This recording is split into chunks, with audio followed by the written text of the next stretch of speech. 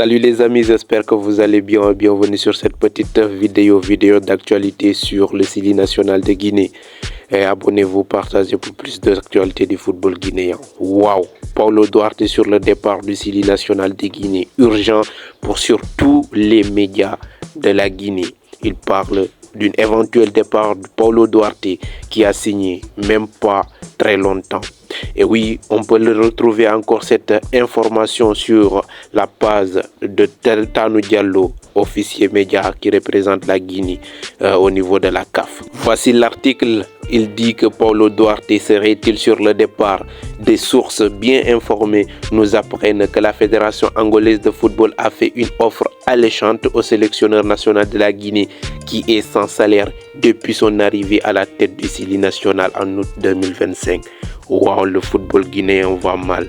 Je vous assure, le football guinéen va mal. Regardez, les Angolais seraient prêts à lui verser un salaire mensuel de 50 000 €. Le technicien portugais aurait déjà reçu l'offre, à lui maintenant de prendre une décision.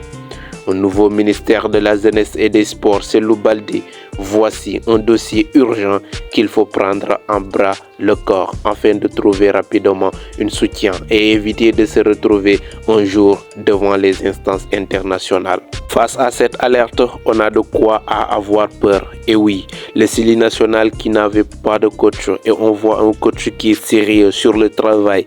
Et depuis qu'il est venu, on n'a pas encore constaté de défaite du Sili national de Guinée, même si on n'a pas encore eu de grandes nations de football en Afrique, juste l'Algérie où on a fait un match nul. Et oui, mais depuis qu'il est là, il montre de belles choses.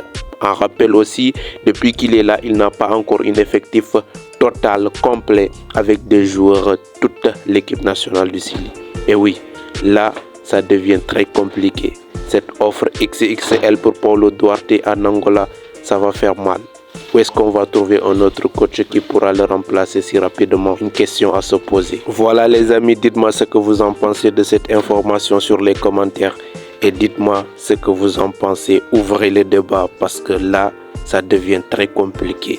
C'est un grand point d'interrogation pour le football guinéen. Que dire? Je vous écoute sur les commentaires.